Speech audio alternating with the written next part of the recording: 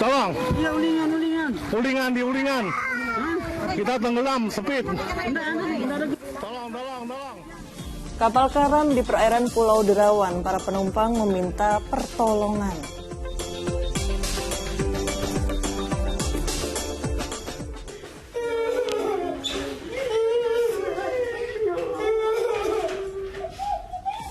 Dari hasil pemeriksaan autopsi sementara, bocah perempuan korban penculikan di daerah Gunung Sahari, Jakarta mengalami kekerasan fisik.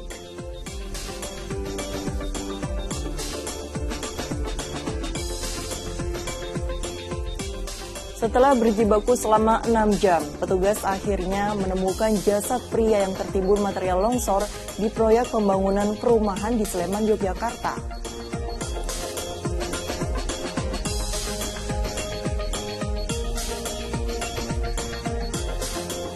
Petugas membongkar modus pencurian solar milik Pertamina di kota Medan, Sumatera Utara. Sedikitnya 500 liter solar curian diamankan polisi.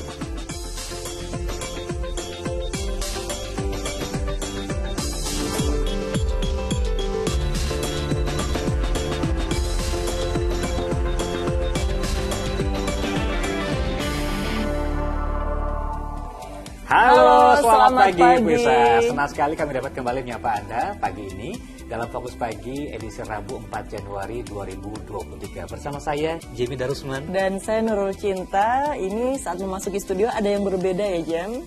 Iya, ada rangkaian balon warna-warni karena memang kita menuju ke rangkaian hari ulang tahun Indosiar. Yang ke-28 tentunya pada tanggal 11 Januari nanti. Dan tentu saja kami hadir dengan rangkaian informasi dan peristiwa terbaru yang berhasil dihimpun oleh tim redaksi kami hingga dini hari tadi. Kita langsung ke informasi pertama. Kapal cepat yang mengangkut puluhan penumpang karam di perairan Pulau Derawan, Kabupaten Berau, Kalimantan Timur. Evakuasi para penumpang pun berlangsung dramatis. Tolong. Ulingan di ulingan. Kita tenggelam, speed. Teriakan minta tolong terdengar dari penumpang kapal cepat yang karam di perairan Pulau Derawan, Kabupaten Berau, Selasa siang. Sebagian besar penumpang telah terjun ke laut dengan mengenakan baju pelampung. Di pantai ulingan. Upaya penyelamatan dilakukan TNI Angkatan Laut dan Kepolisian. Meski beberapa jam mengambang di laut, tidak ada korban jiwa dalam peristiwa tersebut. Cuma ada beberapa yang masih ada shock dan trauma atas musibah ini, dan teman-teman di lapangan sedang mengevakuasi barang-barang milik korban yang bisa diselamatkan. Sebelum karam, kapal cepat itu bertolak dari Pulau Derawan menuju Tanjung Redep. Namun sebelum sampai, kapal tiba-tiba bocor dan diduga menabrak batu karang. Saat itu kapal mengangkut 26 penumpang dewasa dan 8 penumpang anak-anak.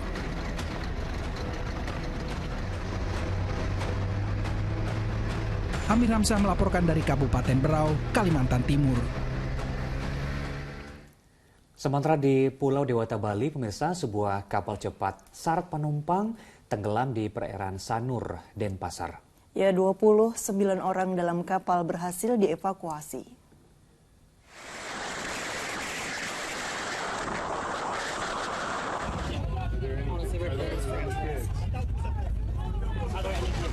Video amatir merekam detik-detik saat sebuah kapal cepat tenggelam di perairan Sanur, Denpasar, Bali. Diduga kapal tenggelam akibat mengalami kebocoran. Informasi awal dari Basarnas Bali, peristiwa terjadi Selasa sore dengan perkiraan lokasi kejadian 2 mil arah timur pelabuhan Sanur. Kapal dengan rute penyeberangan Nusa Penida Sanur ini mengangkut 29 orang yang terdiri dari 6 orang anak buah kapal dan 23 orang penumpang. Saat ini, seluruh penumpang dan kru kapal telah dievakuasi dalam keadaan selamat oleh sejumlah kapal yang berada di lokasi kejadian dan dibawa menuju pelabuhan Sanur. Sementara, kapal cepat yang tenggelam masih berada di lokasi kejadian karena tidak dapat ditarik. Hingga saat ini, belum ada keterangan resmi dari pihak terkait atas musibah ini. Arianto Hutapea melaporkan dari Denpasar, Bali. Kita beralih ke informasi lain, sebuah truk terguling di jembatan pintu masuk kapal Roro di Pelabuhan Merak, Banten. Diduga truk kelebihan muatan sehingga membuatnya tak seimbang saat akan masuk ke lambung kapal. Truk bermuatan mebel ini terguling di antara jembatan pintu masuk di Dermaga 7 Pelabuhan Merak, Banten. Diduga truk kelebihan muatan sehingga membuatnya tidak seimbang saat akan masuk lambung kapal. Kendati cuaca terbilang normal, namun ombak di perairan Merak dirasa masih cukup tinggi. Truk yang berasal dari Jepara tujuan Palembang ini berhasil dievakuasi menggunakan truk derek milik ASDP. Ya pas dia lagi mau muat, dia mau naik, tiba-tiba gelombang datang, langsung itu belum. Sementara dia istilahnya muatannya udah ketinggian. Overload atau gimana muatannya? Waduh, saya belum tahu kalau mau dibilang overload atau apa, saya belum tahu karena belum ditimbang ya. Jadi saya nggak berani ngomong. Tetapi yang jelas dari sisi ketinggian dan kita lihat mungkin beberapa ini banyak drum, jadi dia kayaknya berat langsung gini jomplang. Beruntung tidak ada korban dalam peristiwa ini. Ariel Maranus melaporkan dari Kota Cilegon, Banten. Ya, untung tidak sampai masuk ke dasar laut ya, seperti insiden terjadi di Merak beberapa saat lalu. Nah, untuk kejadian tersebut ternyata masih terus diupayakan oleh tim SAR gabungan, pemirsa, di mana dasar bangkai truk tersebut ya masih berupaya untuk diangkat dari dasar laut. Ya, dan hal ini terjadi lantaran terkendala angin kencang dan arus laut yang cukup deras. Prajurit TNI Angkatan Laut masih berusaha mengevakuasi bangkai truk bermuatan semen yang tercebur ke laut di Dermaga 5 Pelabuhan Merak. Derasnya arus laut dan angin yang cukup kencang menyulitkan evakuasi. Berbagai cara telah dilakukan, salah satunya dengan menggunakan sistem airbag atau balon udara berukuran besar yang diikatkan ke badan truk. Namun, upaya tersebut gagal karena satu balon udara terlepas dari sambungan selang udara. Kita akan cek ulang karena apa? Dalam proses tadi ada sedikit kendala yang air lifting bank, ALB-nya itu ini ya, whipping stringnya itu ada yang putus, sehingga kita cek ulang, nanti kita setting lagi, setelah kita hembus lagi ke bawah lagi cek, kalau sudah aman nanti kita hembus lagi, dan nanti kita upayakan akan digeser ke posisi yang sudah direncanakan. Sementara itu, Menteri Pekerjaan Umum dan Perumahan Rakyat Basuki Hadi Mulyono mengecek sejumlah lokasi banjir di Kota Semarang, termasuk ke rumah pompa Kali Seringin.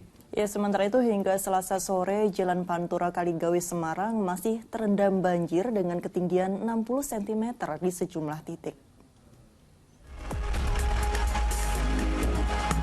Memasuki hari keempat Selasa sore, Jalan Pantura Kaligawe Semarang mulai surut.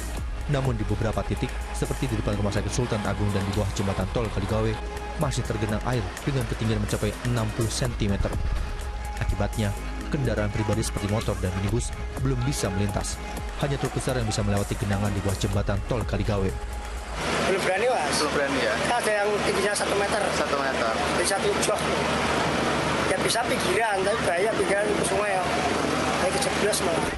Menteri Pekerjaan Umum dan Perumahan Rakyat Basuki Hadi Mulyono Selasa siang mengecek sejumlah lokasi banjir di Kota Semarang.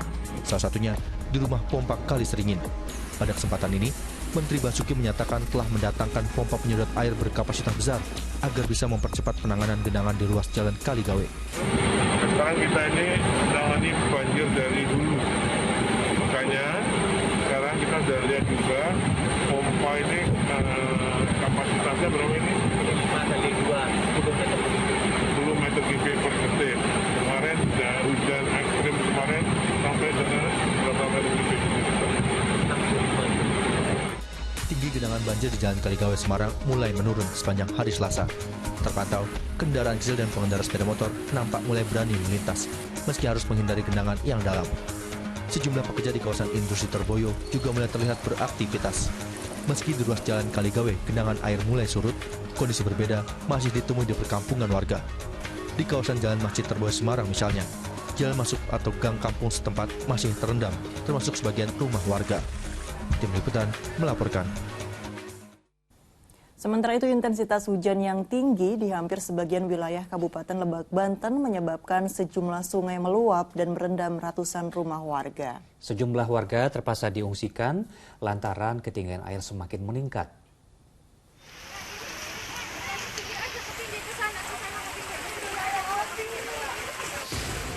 Di bawah guyuran hujan lebat, warga desa Banjarsari, Kabupaten Lebak, Banten dibantu petugas meninggalkan rumah mereka mencari tempat aman.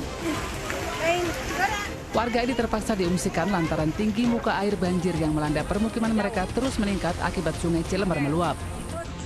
Banjir juga merendam ratusan rumah warga desa Gunung Kencana dan Bojongkoneng akibat luapan air sungai Cimayang. di Desa Bojongkoneng telah meluap aliran Sungai Cimayan sehingga mengakibatkan banjir terhadap ribuan masyarakat saat ini. Banjir terus meluas. Di Desa Gunung Anten, Kecamatan Cimarga, banjir merendam puluhan rumah dan memutus akses jalan setelah Sungai Cikeyep meluap. Lagi nyapu, terus pada lihat orang pada nangis, pada ngungsi. Oh gitu. Ibu lari juga? Oh lari, itu bawa anak doang saya emang nggak bawa apa-apa. Lihat anak tetangga pada teriak-teriak semua. Katanya pergi jembatan mau jebol. Ya udah saya lari, saya cuma bawa anak doang. Saya sama ngasih tahu suami gitu ya, kita lagi kerja di belakang. Petugas BPBD setempat meminta warga agar tetap waspada karena intensitas hujan masih tinggi sehingga tinggi muka air banjir masih berpotensi terus meningkat. Ariel Maranus melaporkan dari Kabupaten Lebak, Banten. Di lokasi lainnya, pemirsa, pengungsian korban banjir di Kudus, Jawa Tengah, kini penuh sehingga tidak bisa lagi menerima pengungsi lain. Warga yang baru akan mengungsi terpaksa mencari tempat lain yang lebih aman. Ya, sementara 2 korban banjir menyusul terbaliknya sebuah perahu di sawah sudah tidak bernyawa.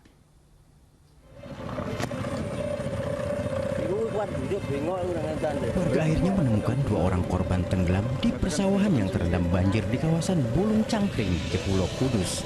Keduanya sudah meninggal dunia. Warga kemudian membawa korban dan menyerahkannya kepada pihak keluarga untuk pemakaman. Kedua korban pencari ikan ini sebelumnya tenggelam bersama rekannya yang berhasil selamat, menyusul perahu yang mereka tumpangi terbalik di persawahan yang kebanjiran. Korban dua-duanya alhamdulillah sudah ditemukan oleh warga. Dan hasil pemeriksaan keterangan dari dokter Luis, ya dokter Desa Kerja, hasilnya murni tenggelam.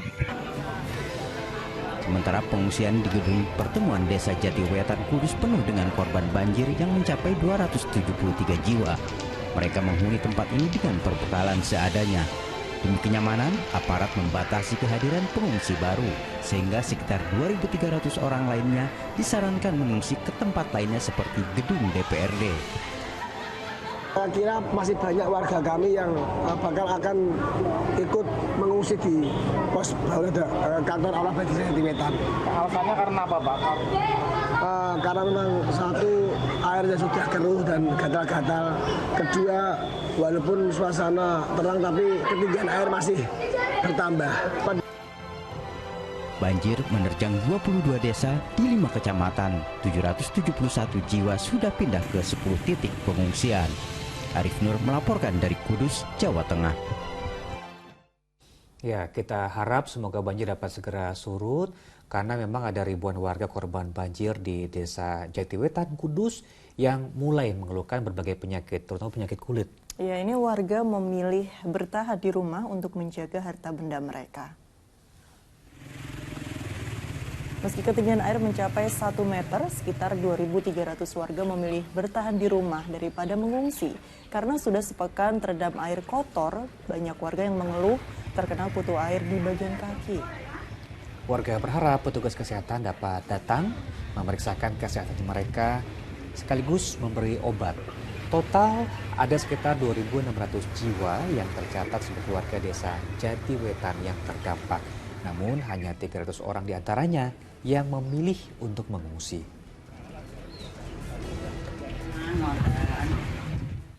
Guna membahas kelanjutan pembangunan tanggul pesisir Jakarta, pejabat Gubernur DKI Heru Budi Hartono mengadakan rapat pimpinan di Gedung Balai Kota Jakarta. Pembangunan tanggul sedianya untuk mengurangi kenaikan permukaan air laut di pesisir utara ibu kota. Naiknya permukaan air laut hingga berimbas pada banjir rob di sejumlah kawasan pesisir ibu kota menjadi langganan warga yang menempati wilayah tersebut, terutama saat cuaca buruk. Bahkan ketinggian banjir rob yang merendam permukiman melumpuhkan kegiatan warga, mulai dari sisi ekonomi, sosial hingga arus kendaraan. Pembangunan tanggul untuk mengurangi kenaikan permukaan air laut di pesisir utara Jakarta menjadi topik utama dalam rapat pimpinan di Gedung Balai Kota DKI Selasa siang. Total tanggul pantai sepanjang 46 km yang akan dibangun, 13 km diantaranya sudah rampung. Kan kalau mau aman Jakarta seterusnya sampai 100 tahun, mungkin kita harus bisa bangun tanggul giant wall, tanggul pantai. Kalau tanggul pantai ada beberapa hal yang memang spot-spot tertentu harus ada perpindahan warga. Ya kita bijak lah. Kita menuju ke lokasi lain karena nekat menerobos aliran Sungai Lahar Dingin Gunung Semeru. Truk pengangkut kayu justru terjebak dalam banjir lahar dingin di kawasan Lumajang. Ya, akibatnya seluruh roda truk terkubur pasir. Semula truk yang hendak mengangkut kayu sengon ini nekat menerobos aliran Sungai Regoyo yang dipenuhi lahar dingin Gunung Semeru 2 hari lalu. Sopir truk bernama Muhammad tidak menduga truknya akan terjebak di tengah sungai. Warga sekitar juga tidak bisa berbuat banyak karena roda truk tertanam cukup dalam di tengah aliran sungai. Mengantisipasi sering terjadinya banjir lahar dingin di Sungai Regoyo, warga dusun Sumber Langsep, Desa Jugosari telah membuat jembatan darurat untuk memudahkan warga beraktivitas. Kita menuju ke Jawa Barat, bencana pergerakan tanah di Kabupaten Sukabumi kini kian parah. Ya, setelah Kecamatan Ciherang, kini rumah-rumah warga di Kecamatan Nyalindung porak-poranda akibat tanah di bawahnya terus bergerak.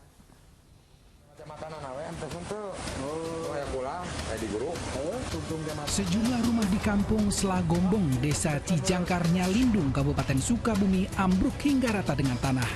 Musibah ini terjadi akibat pergerakan tanah yang berlangsung setelah hujan deras melanda sejak malam tahun baru. Lama-kelamaan Pak ini teh, terutama robah dulu adalah setengah meter Pak.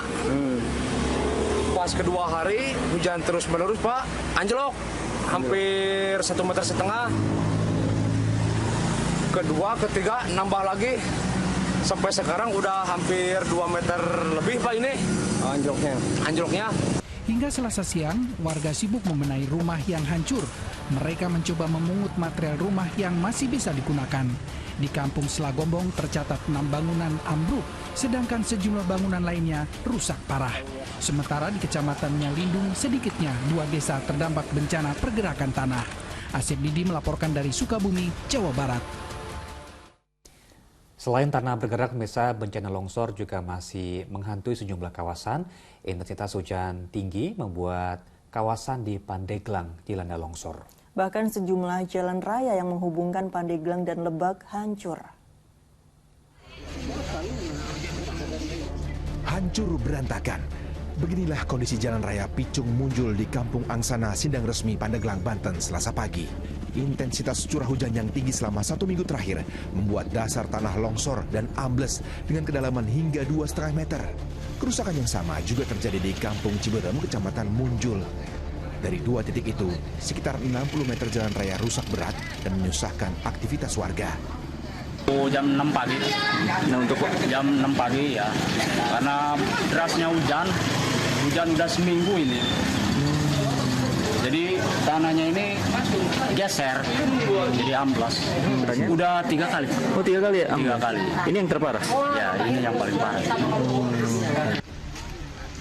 Sementara itu, jalan raya Picung Munjul di Kampung Salampak, Sindang Resmi juga tertimbun longsoran dari tebing Selasa siang. Beruntung saat kejadian, situasi lalu lintas sedang sepi sehingga tidak menimbulkan korban jiwa. Amblesnya tebing setinggi 10 meter lantaran labilnya tanah akibat curah hujan yang tinggi di Pandeglang. Selain menutup badan jalan, longsor juga menghantam beberapa rumah warga di sekitar jalan raya. Akibat sejumlah bencana ini, jalan raya yang menghubungkan Kabupaten Pandeglang dan Lebak pun terputus dan belum bisa dilalui mobil dan truk. Warga pun diminta waspada karena dikhawatirkan adanya longsor susulan selama cuaca buruk masih terjadi di Pandeglang. Ariel Maranus melaporkan dari Pandeglang, Banten. Korban terakhir yang tertimbun longsor di proyek pembangunan perumahan di Sleman, Yogyakarta akhirnya ditemukan. Korban meninggal dunia setelah tertimbun material longsor sedalam hampir 2 meter. Sepanjang hari Selasa, tim SAR gabungan terus melakukan pencarian korban longsor di proyek pembangunan perumahan Wodomartani, Ngemplak, Sleman, Yogyakarta. Pencarian korban dilakukan dengan cara mengurangi material longsor menggunakan alat berat. Petugas juga mengerahkan anjing pelacak dari Polda Yogyakarta untuk memudahkan pencarian. Setelah berjibaku selama 6 jam, petugas akhirnya menemukan jasad Surya. Tubuh lelaki warga Klaten ini ditemukan di kedalaman 2 meter, tertimbun material longsor. Usai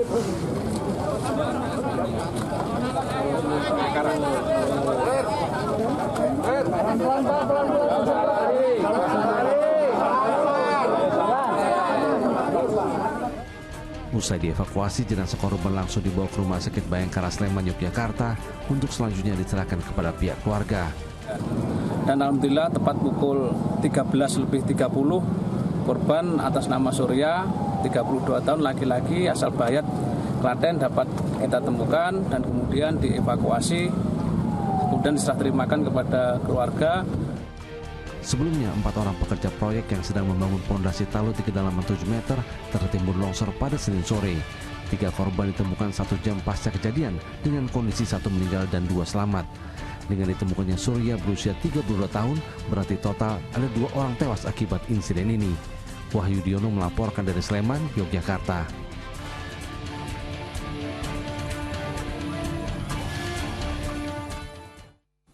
Kita ke informasi selanjutnya. Saksi meringankan hadir dalam sidang lanjutan perkara pembunuhan Brigadir Yosua di Pengadilan Negeri Jakarta Selatan dengan terdakwa Ferdi Sambo dan Putri Chandrawati. Debat dan adu mulut antara saksi ahli dengan jaksa juga mewarnai persidangan. Dalam Kamus Besar Bahasa Indonesia, kata hajar itu tidak berarti menembak. Dalam sidang lanjutan dengan terdakwa Ferdi Sambo dan istrinya Putri Chandrawati di Pengadilan Negeri Jakarta Selatan Selasa, jaksa terlibat adu mulut karena mempertanyakan konteks hajar dengan pengisian amunisi kepada ahli. Unsur jeda waktu juga dalam perkara pembunuhan Brigadir Yosua menjadi bahan perdebatan jaksa dengan ahli hukum pidana dan kriminolog Said Karim, apakah termasuk berencana atau bukan. Sementara majelis hakim memutuskan untuk memeriksa rumah Duren 3 dan Saguling Rabu 4 Januari. Pemeriksaan sebagai bagian dari proses persidangan yang berlangsung saat ini. Jadi kita sepakati di sana kita hanya melihat lokasi. Setelah itu jaksa penuntut umum silahkan digunakan pada tuntutannya dan penasihat hukum silahkan simpulkan dalam pembelaannya. Begitu ya. Jadi tidak ada pembuktian di lokasi. Hakim juga menegaskan pemeriksaan tempat hanya menyertakan jaksa penuntut umum dan penasehat hukum. Saksi maupun terdakwa tidak diperkenankan hadir. Datrika Putri dan Herman Rase melaporkan dari Jakarta. Penyelidikan dugaan aliran sesat sebuah yayasan di Kabupaten Goa masih terus diselidiki oleh MUI Sulawesi Selatan. Sementara itu pihak yayasan pun akhirnya bersuara.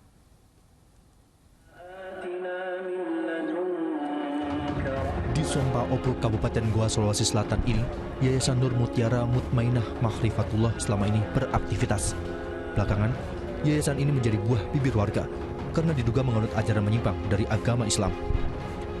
Pemimpin yayasan pun memberikan klarifikasi, selain mengklaim sudah terdaftar di Kementerian Hukum dan HAM. Pengajian bernama Bab Kesucian yang dilakukannya mengajar 7 ilmu, yaitu ilmu syariat, tharikat, hakikat, makrifat, kalam, musyahadah, dan qaid. Nah, mereka dari pihak MUI tidak pernah klarifikasi, tidak pernah datang menanyakan. Bagaimana mengatakan sesat, hanya mengambil gambar, mengambil foto, lalu menuliskan kata-kata sesat tanpa klarifikasi, tanpa bertanya. Itu kan sepihak. Sementara itu, tim investigasi MUI wilayah Sulawesi Selatan sudah menyelidiki Yayasan Nur Mutiara Mutmainah Makhrifatullah. Meski belum mengeluarkan fatwa sesat kepada yayasan itu, sejumlah bukti yang ditemukan terus ditelaah, termasuk adanya fatwa dari pemerintah Malaysia yang sudah melarang ajaran ini. Dalam rapat itu masih kita perlu dalami lebih dalam lagi, karena penetapan fatwa itu adalah harus ada bukti-bukti nyata, saksi-saksi yang ada, ya. Kemudian ini kan berkenaan dengan justifikasi terhadap keimanan, ya. Jadi kita berhati-hati. Sementara Kepala Kakanwil Kemenak Sulawesi Selatan menegaskan juga akan melakukan verifikasi untuk menilai apakah ajaran yayasan itu sesat atau tidak.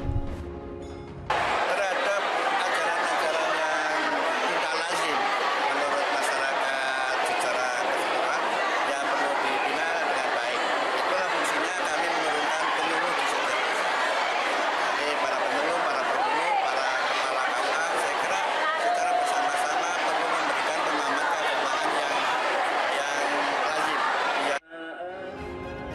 Sebelumnya, polemik terkait ajaran menyimpang dari agama Islam ini terjadi setelah adanya laporan dari mantan pengikut yang melapor kepada MUI jika Yayasan Nur Mutiara Mutmainah Mahrifatullah diduga sudah mengajarkan paham sesat.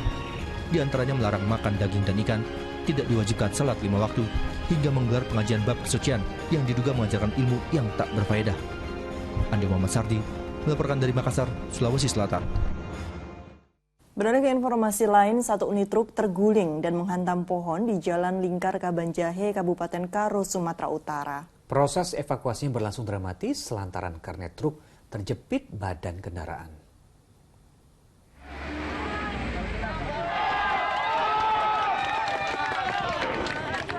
Proses evakuasi satu unit truk yang mengalami kecelakaan tunggal di Kabanjahe, Kabupaten Karo, Sumatera Utara pada Selasa siang berlangsung dramatis. Truk bermuatan kebutuhan pokok itu terguling dan menabrak pohon usai menghindari kendaraan lain yang datang dari arah berlawanan. Akibat peristiwa itu, sopir mengalami luka-luka di bagian kepala, sedangkan kernet truk terjepit badan truk yang ringsek. Kernet baru dapat dievakuasi 1 jam kemudian dengan bantuan mobil berat yang didatangkan untuk menarik badan truk, serta dibantu warga.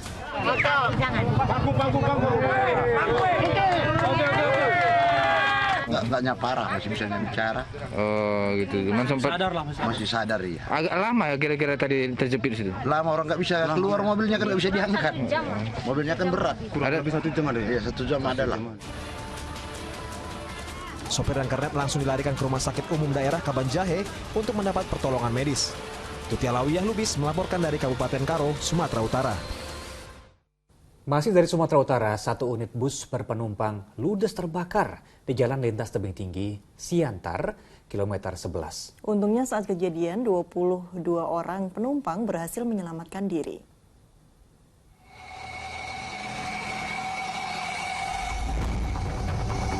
Bus penumpang umum yang dikemudikan Antoni Silitonga, warga Dolok Sanggul, Kabupaten Humbawa, Selasa sore, ludes terbakar. Peristiwa terjadi di Jalan Lintas Tebing Tinggi, Siantar, kilometer 11, Sumatera Utara. Kejadian berawal ketika bagian mesin belakang bus mengeluarkan gumpalan asap hitam. Perlahan-lahan timbul percikan api dan menghanguskan seluruh badan bus. Mengetahui hal tersebut, ke-22 orang penumpang menyelamatkan diri dengan berlari keluar bus. Petugas harus menurunkan 2 unit mobil pemadam kebakaran untuk menjinakkan api. Berisikan 22 penumpang di Jalan Siantar kilometer 11 pukul 16.15. Untuk korban jiwa nihil. Penyebab kejadian masih dalam penyelidikan pihak polisian. Kini, kasus terbakarnya bus ini sudah ditangani pihak Satlantas Polres Tebing Tinggi. Akibat kebakaran, kerugian ditaksir mencapai ratusan juta rupiah. Muhammad Hamdani melaporkan dari Tebing Tinggi, Sumatera Utara. Seorang pekerja bengkel tewas tersetrum saat tengah memotong kabel listrik yang menutupi logo tempat korban bekerja. Evakuasinya berlangsung menegangkan karena jasad korban berada di antara dahan pohon yang tersangkut kabel.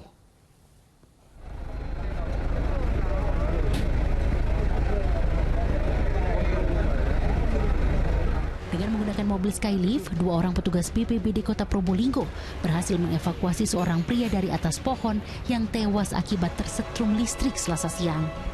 Petugas sempat kesulitan saat mengevakuasi jasad korban lantaran berada di antara ranting pohon. Banyaknya kabel listrik yang tersangkut dengan pohon juga mempersulit gerak petugas. Kejadian naas yang terjadi di Jalan Kapuas Probolinggo itu berawal saat korban hendak memotong dahan pohon yang menutupi logo bengkel di tempat korban bekerja. Infonya mau bersihkan ranting-ranting yang ada di halaman bengkel. Namun demikian setelah naik, ranting yang dipotong itu menyangkut kepada aliran listrik, aliran listrik yang tidak ada bungkusnya, sehingga si atas nama Pak Ipung di alamat bengkel itu kena aliran listrik.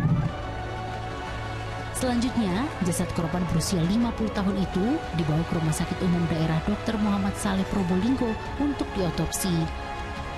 Dandi Arigafur melaporkan dari Probolinggo, Jawa Timur. Di informasi lainnya, seorang wanita di Depok, Jawa Barat tewas akibat tertabrak kereta komuter lain di pintu perlintasan kereta tidak resmi.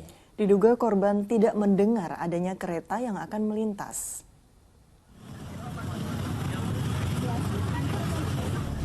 Warga Jalan Pipa Mas Beji Depok dikejutkan dengan tewasnya seorang wanita setelah tertabrak kereta komuter lain di perlintasan tidak resmi. Sebelum kejadian, korban yang merupakan warga Pancoran Mas Depok itu hendak menyeberang rel kereta. Diduga ia tak mendengar adanya kereta komuter lain dari arah Bogor menuju Jakarta yang akan melintas, hingga akhirnya wanita itu tertabrak dan terseret kereta hingga puluhan meter. Korban tewas seketika akibat luka parah di kepala. Posisi saya, dia memang udah terguling-guling dari pinggiran kereta itu, udah setengah terbang dari kereta yang satu kereta itu. Dia posisi kereta dari sana, dari arah Bogor mau ke Depok. Berarti artinya setelah tertabrak itu yang bersangkutan masih sempat hidup dong? Masih sempat hidup, itu yang lihat itu gojek-gojek pada jalan ke sana ngecek gitu. Tim Inafis Polsek Beji yang tiba di lokasi kejadian segera melakukan olah TKP dan mengamankan ponsel serta identitas korban. Selanjutnya, jasad wanita muda itu dibawa ke Rumah Sakit Polri Kramat Jati. Nahyudi melaporkan dari Depok, Jawa Barat. Artis Nikita Mirzani mengajukan banding demi menguatkan vonis hakim yang membebaskannya dalam kasus pencemaran nama baik Dito Mahendra. Hal itu dilakukan setelah jaksa mengajukan banding atas vonis bebasnya. Nikita Mirzani bersama kuasa hukumnya datangi Pengadilan Negeri Serang, Banten, Selasa pagi. Pihaknya mengajukan banding untuk menguatkan vonis bebas yang diputus oleh majelis hakim dalam persidangan kasus dugaan pencemaran nama baik yang dilaporkan oleh Dito Mahendra. Pengajuan banding diharapkan bisa dikuatkan setingkat pengadilan tinggi sebab pihak jaksa penuntut umum dari Kejaksaan Negeri Serang telah mengajukan banding atas vonis bebasnya Nikita. Sementara itu Nikita juga akan mendatangi kepolisian untuk memeriksa laporan kejaksaan terhadap Dito Mahendra yang dianggap sudah merendahkan persidangan. Iya, sekalian mau ngecek apa betul jaksa sudah melaporkan yang namanya Dito Mahendra ke Polres. Apa betul, apa bohong, gitu. Makanya kita mau cek. Ya kenapa ke Jari ngelaporinnya ke Polda, harusnya ke Polres. Nggak mau tahu, kenapa di Polda, ada apa? Harus di Polres dong, kasarnya harus terima. Baik, kita jeda dulu sejenak, sejumlah informasi penting dan menarik lain masih akan hadir usai pariwara. Di antaranya polisi memiliki waktu 1 kali 24 jam sebelum menetapkan pemulung yang diduga menculik bocah 6 tahun di Gunung Sahari, Jakarta Pusat sebagai tersangka. Fokus Pagi segera kembali.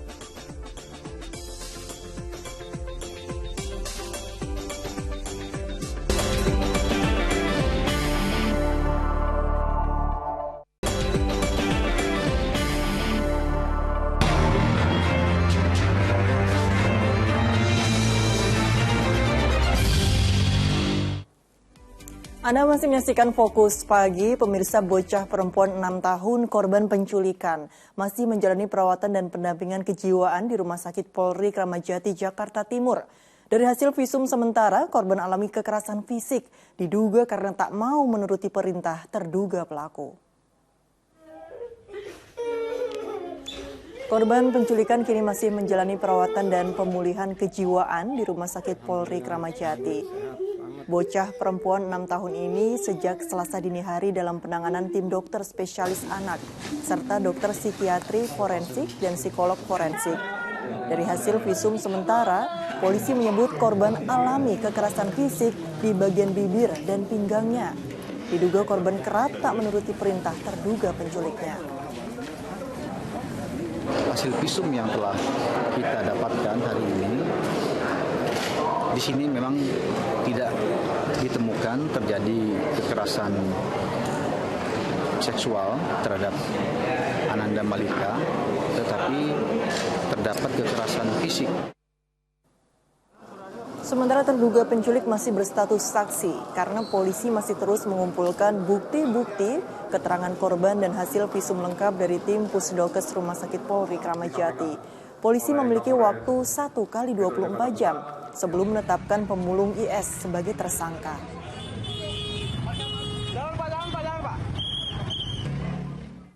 Drama penculikan 26 hari, bocah perempuan berusia 6 tahun berakhir pada Senin malam.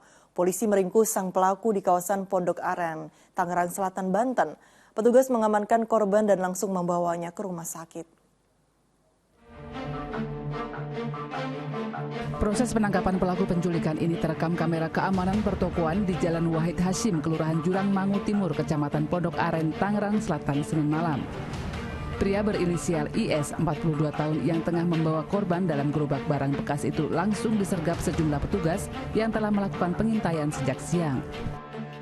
Kalau untuk pemulung buat daerah ini mungkin banyak yang bawa anak, tapi kita nggak tahu orang mana. Jadi emang nggak tahu bang ya kalau itu apa bocah penculikan atau gimana gitu ya bang?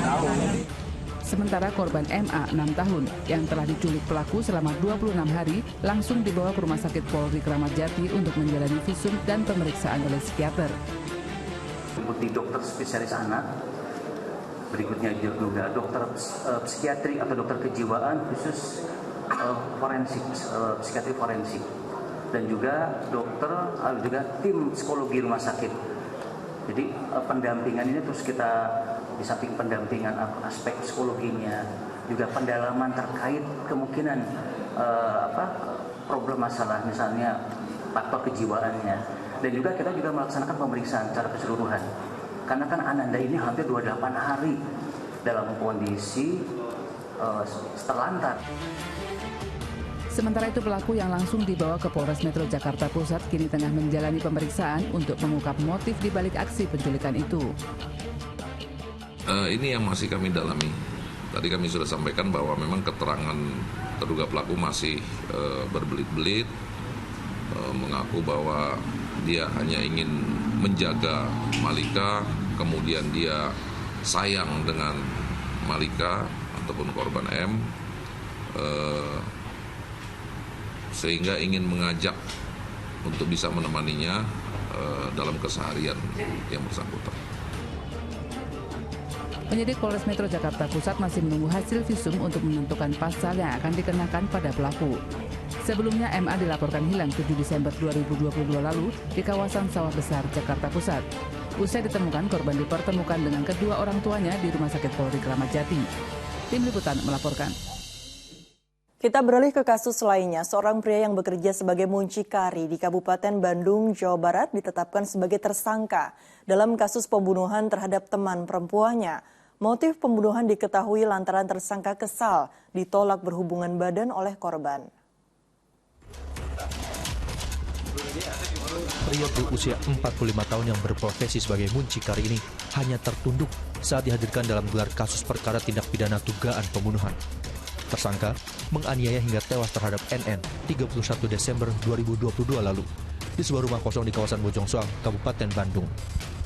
Dari proses penyelidikan diketahui motif penganiayaan karena kesal, karena keinginan untuk berhubungan badan ditolak korban, meski AA sudah diberi uang muka. Bahkan, untuk mengelabui polisi, tersangka melaporkan hilangnya nyawa korban karena NN alami kecelakaan. Namun, polisi mendapat informasi yang berbeda. Setelah cek TKP laka lantas, maka di TKP tersebut tidak terlihat adanya indikasi tanda-tanda kecelakaan lalu lintas. Kemudian dilakukan pendalaman dan berdasarkan saksi-saksi yang ada bahwa tidak terjadi kecelakaan lalu lintas di situ dan didalami oleh penyidik Polresta Bandung maupun Polsek Bojong Soang.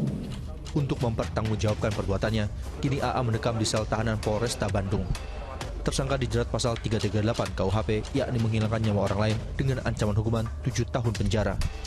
Muhammad Abbas melaporkan dari Kabupaten Bandung, Jawa Barat. Teka-teki di balik temuan jasad pria di tepi jalan di Pagedangan, Tangerang, Banten 1 Januari lalu akhirnya terkuak.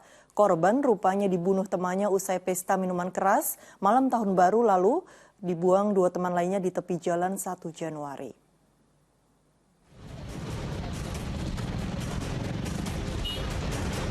Seorang pelaku utama pembunuhan dibekuk di indekosnya di Pinang, Tangerang, Selasa dini hari. Sebelumnya, polisi sudah mengamankan 2 kakak beradik yang diduga terlibat dalam kasus pembunuhan temannya itu. Saat gelar perkara di Mapolres Tangerang Selatan Selasa siang, terungkap ketiga pelaku dan korban sebelumnya menghabiskan malam tahun baru bersama dengan berpesta miras.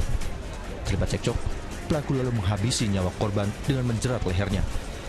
Sedang 2 pelaku lainnya yang merupakan kakak beradik membantu membawa jasad korban ke tepi jalan Pagedangan. Dibantu untuk dipegangkan kakinya supaya tidak merontak. Setelah tidak berdaya, kemudian pelaku ini juga meminta bantuan kepada kakaknya, inisial S, untuk mengangkut korban ini ke atas motor. Ketiga tersangka dijerat pasal berlapis dengan ancaman hukuman 20 tahun penjara atau seumur hidup. Sebelumnya, Minggu pagi, warga yang melintas di Jalan Greenwich, Pagedangan, Kabupaten Tangerang, dikejutkan keberadaan sesosok mayat pria tertelungkup di tepi jalan. Mayat itu diduga korban pembunuhan karena terdapat bekas luka jeratan di leher dan kaki. Syahbudin Atar melaporkan dari Tangerang Selatan, Banten.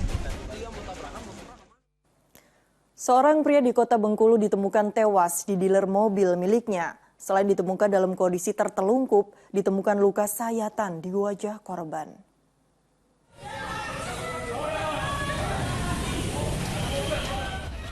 Tangis wanita ini tak terbendung saat menemukan jasad salah satu anggota keluarganya sudah tertelungkup di sebuah dealer mobil bekas di Kota Bengkulu, pada Selasa pagi. Jenazah pria bernama Effendi yang juga pemilik dealer itu pertama kali ditemukan oleh seorang pengendara ojek daring yang melintas dan terkejut dengan adanya sosok pria tertelungkup di lantai. Penemuan jenazah pria berusia 49 tahun itu sontak membuat warga sekitar heboh lantaran mulutnya mengeluarkan darah dan terdapat luka sayatan di wajah korban. Pria itu sebelumnya diketahui menginap di dealer tersebut. Begitu saya keluar, sudah ada 4-5 orang depan, panggil saya, Bang,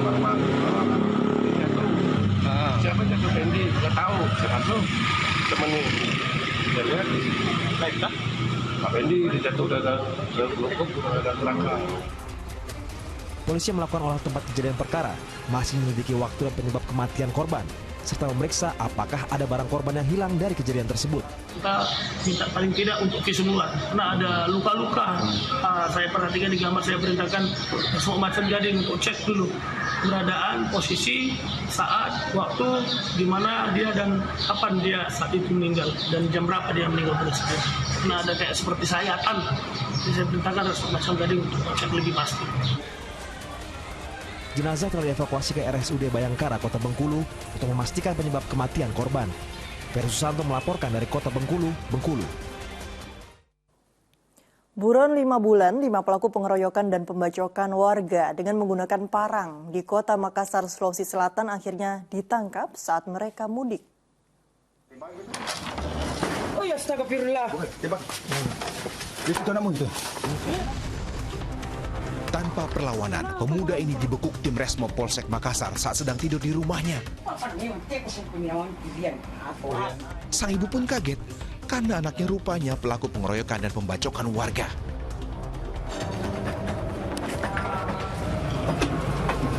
Perburuan pelaku lainnya pun berlanjut. Hasilnya, seorang remaja di bawah umur yang juga jadi komplotan pengeroyokan diringkus. Remaja ini sempat mengelak, namun ia tak berkutik saat melihat rekannya yang lain sudah ditangkap. Perburuan pada Selasa dini hari itu berlanjut di jalan raya. Hasilnya, seorang pelaku ditangkap saat sedang berkendara. Dari hasil interogasi singkat, polisi pun membawa pelaku ke rumahnya.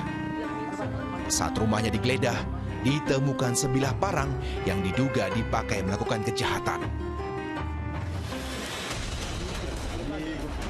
Polisi pun melanjutkan penangkapan lainnya hingga total 5 orang dibekuk. Mereka ditangkap saat kembali ke kampung halamannya setelah 5 bulan kabur usai membacok warga di Jalan Macini Kidul, Kota Makassar bulan Juli tahun 2022 lalu. Ini motifnya dari hari penyelidikan ada masalah pribadi dendam. Untuk barang bukti yang sempat disita? Barang bukti yang diamankan atau disita berupa sebilah parang. Akibat perbuatannya, kelima orang pelaku terancam hukuman lebih dari 5 tahun penjara. Tim Liputan melaporkan. Diduga menjadi sarang prostitusi daring, sebuah apartemen di Kota Bekasi, Jawa Barat menjadi sasaran razia petugas gabungan. Dari hasil razia petugas hanya mengamankan 2 pasangan bukan suami istri di dalam kamar. Petugas gabungan Selasa malam langsung mendatangi sebuah apartemen di kawasan Bekasi Selatan, Kota Bekasi, Jawa Barat. Adanya dugaan sarang prostitusi daring menjadi alasan petugas merazia apartemen tersebut. Dari hasil penelusuran, petugas mendapati 2 pasangan anak muda yang bukan suami istri berada di dalam kamarnya. Petugas langsung mengamankan 2 pasangan muda-mudi ke kantor kecamatan untuk pendataan dan pembinaan. Kan 2 pasangan yang memang tidak memiliki surat bukti nikah, surat nikahnya. Nah makanya kita amankan kecamatan untuk nanti diproses, kita panggil kedua orang tuanya dan buat surat pernyataan. Hal ini kita laksanakan karena memang tanggal 1 kemarin kita menemukan ada anak perempuan berusia 10 tahun menjadi korban pencabulan seorang marbot masjid di Palembang, Sumatera Selatan. Mirisnya korban telah dicabuli sebanyak 5 kali di toilet masjid saat mengaji. Kakek berusia 69 tahun ini hanya bisa pasrah saat ditangkap polisi di rumahnya di Sukarami, Kota Palembang, Sumatera Selatan, usai mencabuli anak perempuan berusia 10 tahun. Kakek yang juga marbot masjid itu melakukan perbuatan tidak patut kepada korban yang kala itu hendak buang air kecil di toilet masjid saat mengaji. Korban yang masih duduk di bangku sekolah dasar lantas mengadukan perbuatan cabul tersebut kepada orang tuanya. Korban bercerita ke orang tuanya dan teman-temannya, dan orang tuanya melaporkan perkara tersebut kepada Direktorat Kriminal Umum. Segera kita tindak-lanjuti. Alhamdulillah tersangka sudah kita amankan dan kita sudah proses untuk mempertanggungjawabkan apa yang dia berbuat. Mirisnya, korban telah dicabuli tersangka sebanyak 5 kali di lokasi yang sama. Selain menangkap pelaku, polisi juga mengamankan sejumlah barang bukti yang dikenakan saat kejadian. Atas perbuatannya, tersangka dijerat Undang-Undang Perlindungan Anak dengan ancaman hukuman 15 tahun penjara. Yanuar Ikhrom melaporkan dari Palembang, Sumatera Selatan. Diduga salah paham, ratusan pengemudi ojek daring mendatangi sebuah pangkalan ojek di kawasan Pasir Impun, Kota Bandung. Fokus Pagi akan segera kembali bersama Jamie Darusman.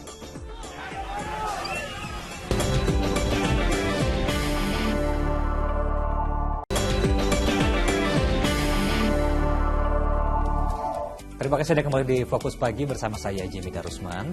Pemirsa, ratusan pengemudi ojek daring datangi ojek pangkalan di kawasan Pasir Impun, Kota Bandung. Buntut salah paham antara kedua belah pihak terkait pengadangan diduga menjadi penyebabnya.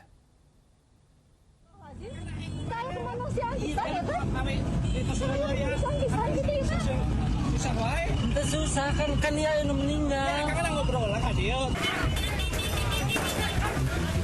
Jangan lu pakai baju kono, boy. Jangan pakai baju kono. Inilah saat ratusan pengemudi ojek daring mendatangi sebuah pangkalan ojek di kawasan Pasir Impun, Kota Bandung, Jawa Barat, Selasa siang. Diduga salah paham antara kedua belah pihak terkait pengadangan memaksa mereka beramai-ramai mendatangi pangkalan lantaran tak terima dengan kejadian tersebut. Setelah mendatangi pangkalan ojek, mereka juga mendatangi Mapolsek Antapani untuk mediasi. Juga tentang regulasi atau aturan yang bisa menaungi di antara pihak-pihak ini akan kami jembatani kepada pihak-pihak yang berwenang. Sekali lagi bahwa untuk kejadian ini tidak ada kejadian yang bentrok fisik dan lain sebagainya. Sebelumnya, rekaman video menghebohkan jagat maya saat ada pengadangan. Muhammad Rizal melaporkan dari Bandung, Jawa Barat. Di informasi lainnya, aksi main hakim sendiri terjadi di Tanggamus, Lampung ketika warga memergoki seorang pencuri sepeda motor. Warga kesal karena mereka sering kehilangan sepeda motor.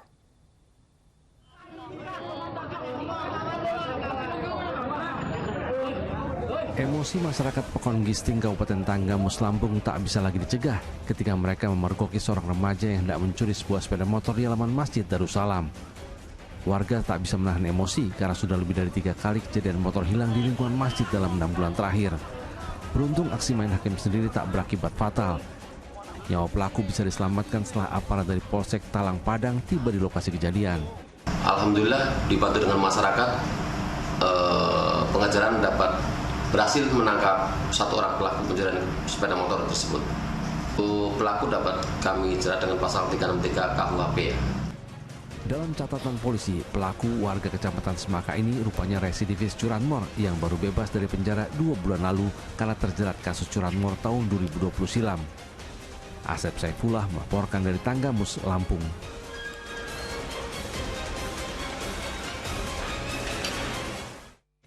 Lain lagi di Jawa Barat, berikut ini tim khusus Satreskrim Polres Cirebon membekuk 4 pencuri spesialis rumah kosong.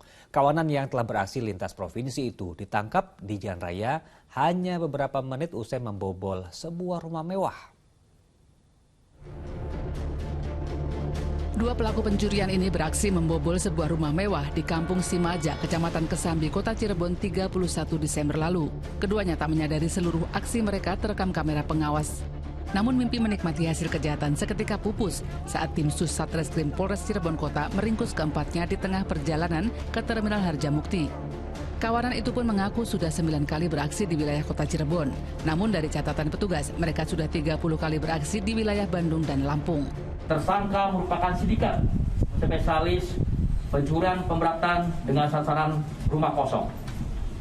Modus operandinya adalah bahwa tersangka menggambar situasi rumah pada saat korban meninggalkan rumah, selanjutnya para tersangka beraksi. 2 di antara 4 pelaku merupakan residivis kasus yang sama. Kini mereka menjalani pemeriksaan di Polres Cirebon Kota berikut sejumlah barang bukti, salah satunya senjata api. Keempatnya terancam hukuman maksimal 7 tahun penjara lantaran melanggar pasal 363 tentang pencurian dengan pemberatan. Maruli Habibi melaporkan dari Cirebon, Jawa Barat. Lain lagi di Sumatera Utara berikut ini, pencurian solar dengan membobol pipa saluran suplai minyak milik Pertamina di Medan Belawan terbongkar oleh polisi. Para pelaku nekat merusak pipa besi Pertamina demi mendapat solar yang dijual kepada pengepul.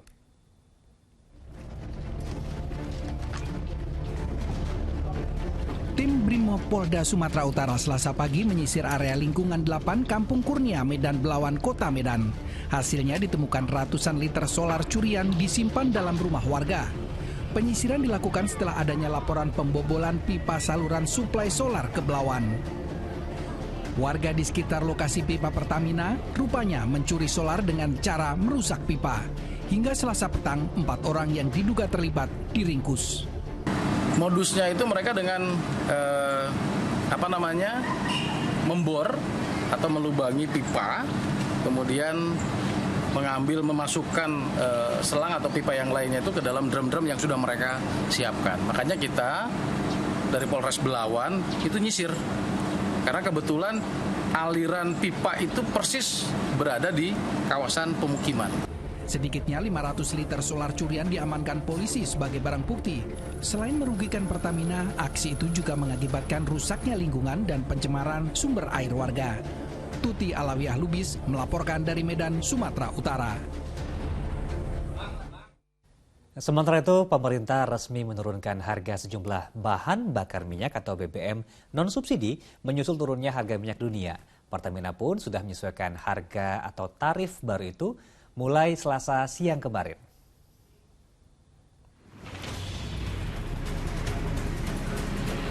Pemerintah melalui Menteri Badan Usaha Milik Negara Erick Thohir Selasa siang mengumumkan penurunan harga BBM non-subsidi untuk 4 jenis bahan bakar minyak.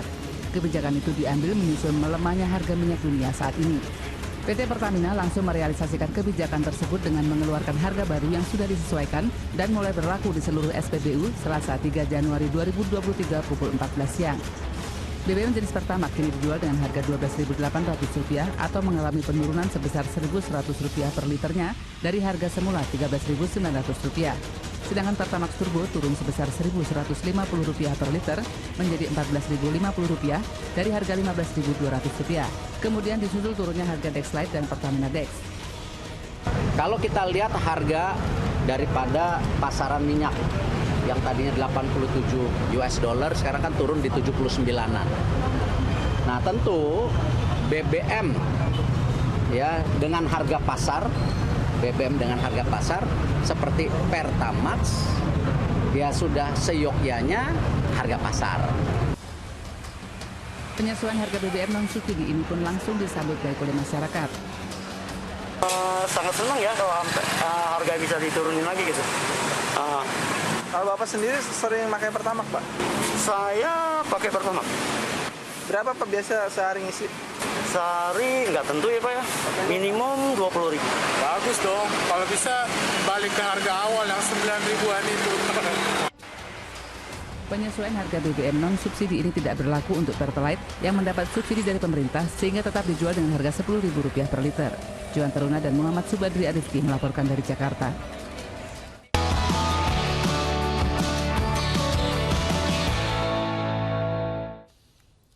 Pemirsa, harga komoditas sayur mayur di sejumlah pasar tradisional masih tinggi meski perayaan Tahun Baru sudah lewat. Kenaikan harga disinyalir akibat cuaca ekstrim di sejumlah daerah.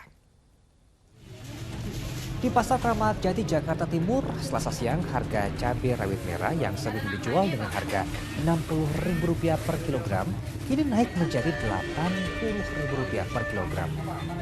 Namun harga cabai merah keriting justru turun dari sebelumnya Rp80.000 kini menjadi Rp50.000.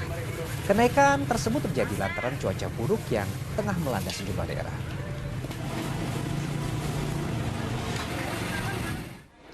Di Pasar Induk Mandalika Mataram, para pedagang menjual cabai rawit seharga Rp75.000 per kilogram, naik hampir 70% dari sebelumnya Rp40.000.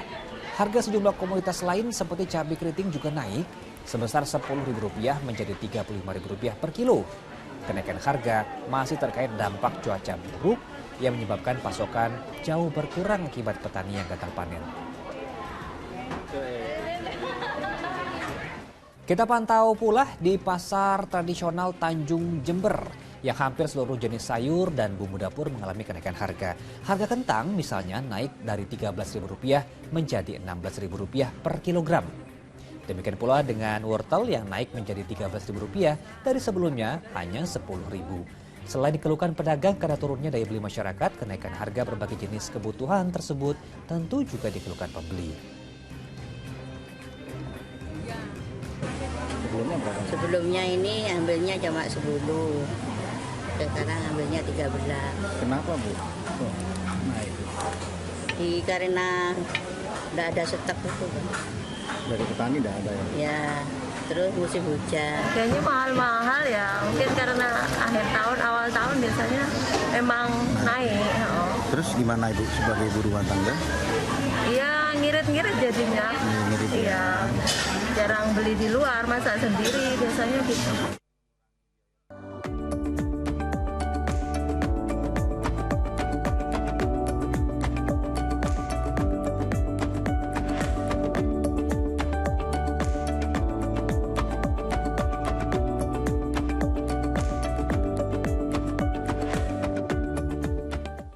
Dan pemirsa, kita jeda lagi sejenak. Sejumlah informasi penting dan menarik lain masih akan hadir usai pariwara.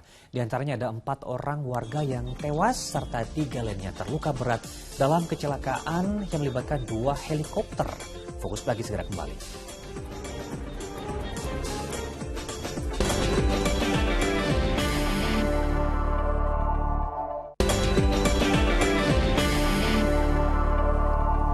Terima kasih Anda kembali di Fokus Pagi bersama saya Jamie Darusman. Dan saya Nurul Cinta. Kita lanjutkan informasi pagi hari ini, di mana Komisi Pemberantasan Korupsi KPK menetapkan AKBP Bambang Kayun sebagai tersangka dugaan suap dan gratifikasi. Bambang diduga menerima aliran dana hingga Rp50 miliar.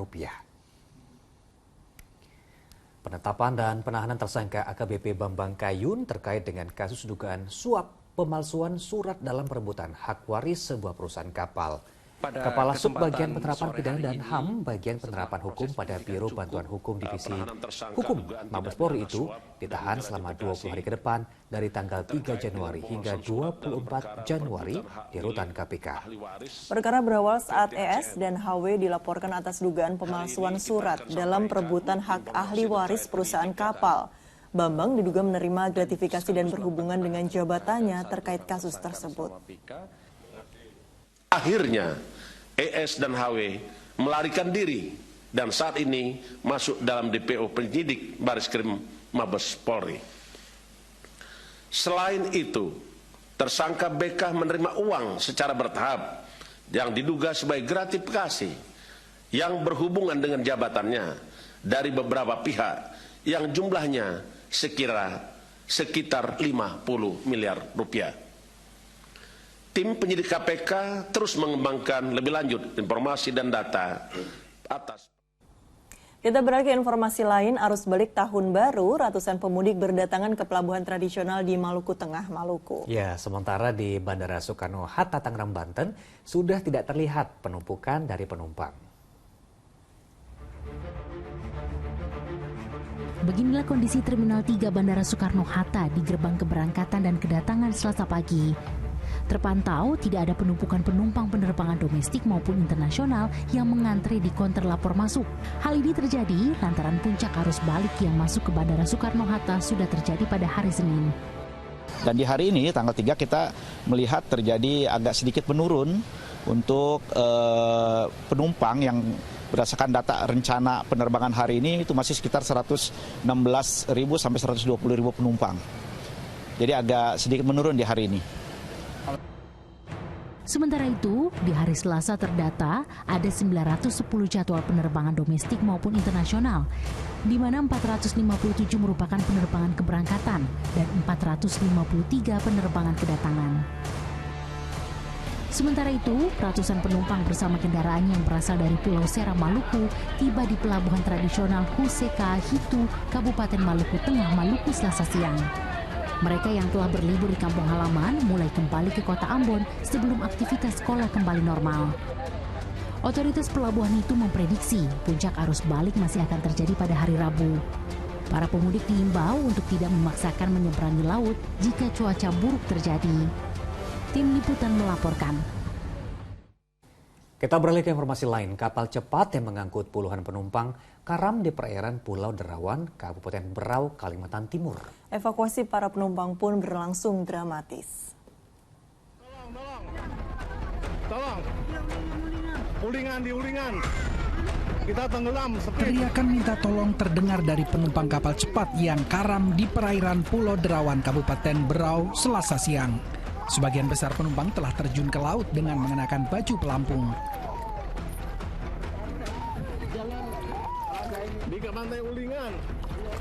Upaya penyelamatan dilakukan TNI Angkatan Laut dan Kepolisian. Meski beberapa jam mengambang di laut, tidak ada korban jiwa dalam peristiwa tersebut. Cuma ada beberapa yang masih ada shock dan trauma atas musibah ini, dan teman-teman di lapangan sedang mengevakuasi barang-barang milik korban yang bisa diselamatkan. Sebelum karam, kapal cepat itu bertolak dari Pulau Derawan menuju Tanjung Redep. Namun sebelum sampai, kapal tiba-tiba bocor dan diduga menabrak batu karang. Saat itu kapal mengangkut 26 penumpang dewasa dan 8 penumpang anak-anak.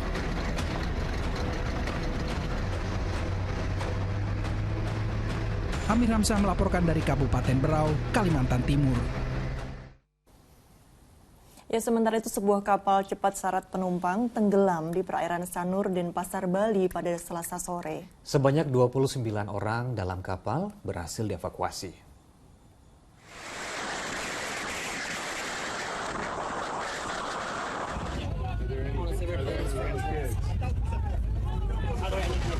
Video amatir merekam detik-detik saat sebuah kapal cepat tenggelam di perairan Sanur, Denpasar, Bali. Diduga kapal tenggelam akibat mengalami kebocoran. Informasi awal dari Basarnas Bali, peristiwa terjadi Selasa sore dengan perkiraan lokasi kejadian 2 mil arah timur pelabuhan Sanur. Kapal dengan rute penyeberangan Nusa Penida Sanur ini mengangkut 29 orang yang terdiri dari 6 orang anak buah kapal dan 23 orang penumpang. Saat ini, seluruh penumpang dan kru kapal telah dievakuasi dalam keadaan selamat oleh sejumlah kapal yang berada di lokasi kejadian dan dibawa menuju pelabuhan Sanur. Sementara, kapal cepat yang tenggelam masih berada di lokasi kejadian karena tidak dapat ditarik. Hingga saat ini, belum ada keterangan resmi dari pihak terkait atas musibah ini. Arianto Hutapea melaporkan dari Denpasar, Bali. Kita beralih ke informasi lain, pemirsa. Seekor ular kobra ditemukan warga bergelayut di dapur rumahnya di kawasan Tuban, Jawa Timur. Saat menyisir rumah, petugas menemukan belasan ekor lagi ular yang bisanya dikenal mematikan tersebut bersarang di bawah lantai keramik dapur.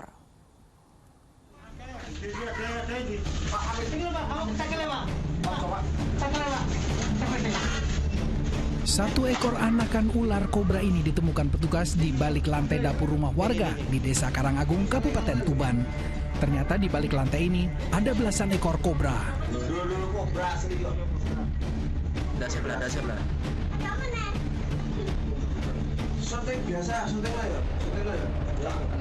Meski yang ditemukan anak ular, petugas tetap ekstra hati-hati demi menghindari bisa kobra yang mematikan. Sebelum temuan anakan ular ini, pemilik rumah sempat menangkap seekor induk kobra dan anak kobra di dapur. Kemudian dilaporkan ke kami, kemudian petugas kami datang ke sana, ternyata ada lubang yang kemudian kita bongkar. kita temukan di sana 17 anakan kobra, kemudian 24 telur yang siap menetas.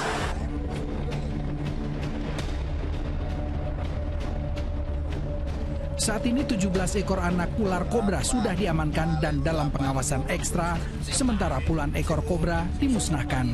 Sapari Ranwijaya melaporkan dari Tuban, Jawa Timur. Kita ke mancanegara, 4 orang tewas dalam kecelakaan 2 helikopter di Australia. Nah, berita tersebut kita simak, kita rangkum bersama informasi lainnya dari sejumlah negara, sekaligus menjadi penutup kebersamaan kita dalam Fokus Pagi hari ini. Saya Jimmy Darusman. Dan saya Nurul Cinta pamit undur diri, selamat pagi, sampai jumpa. Bencana banjir yang melanda kawasan California, Amerika Serikat sejak perayaan Tahun Baru masih belum juga surut. Sejumlah permukiman warga terisolasi oleh genangan banjir. Ketinggian banjir bervariasi akibat luapan sungai di lembah Sacramento menyusul hujan lebat disertai badai. Dilaporkan 1 orang tewas dan ribuan orang harus dievakuasi akibat banjir. Sedangkan di wilayah San Francisco, banjir juga masih mengenangi sejumlah ruas jalan dengan ketinggian sekitar 50 cm. Badan Layanan Cuaca Nasional menyebut hujan masih akan turun pada hari Selasa waktu setempat. 2 helikopter terlibat kecelakaan di wilayah Gold Coast, Australia yang mengakibatkan 4 orang tewas dan 3 orang luka berat. Kecelakaan bermula ketika sebuah helikopter sedang berusaha lepas landas, sedang helikopter lainnya ingin mendarat. Akibat insiden ini, tampak 1 helikopter rusak parah. Seluruh korban sudah dilarikan ke rumah sakit. Sementara di San Mateo County, California, Amerika Serikat, 4 orang selamat setelah mobil yang mereka tumpangi terjun ke jurang sedalam 76 meter. Keempat penumpang secara ajaib selamat dari maut, sedangkan kondisi mobil rusak parah. Diduga mobil sempat terguling beberapa kali sebelum jatuh ke dasar jurang. Proses evakuasi sendiri berlangsung cukup sulit mengingat kondisi cuaca yang buruk. Para korban selamat langsung dibawa menggunakan helikopter ke rumah sakit untuk mendapatkan perawatan medis. Masih dari Amerika Serikat, 3 orang tewas dalam sebuah kecelakaan kerja di Charlotte, Carolina Utara. Petaka ambruknya konstruksi bangunan ini terjadi ketika para pekerja sedang dalam pengerjaan. Selain 3 pekerja tewas, insiden ini juga mengakibatkan 2 pekerja lainnya terluka dan kini dalam perawatan di rumah sakit.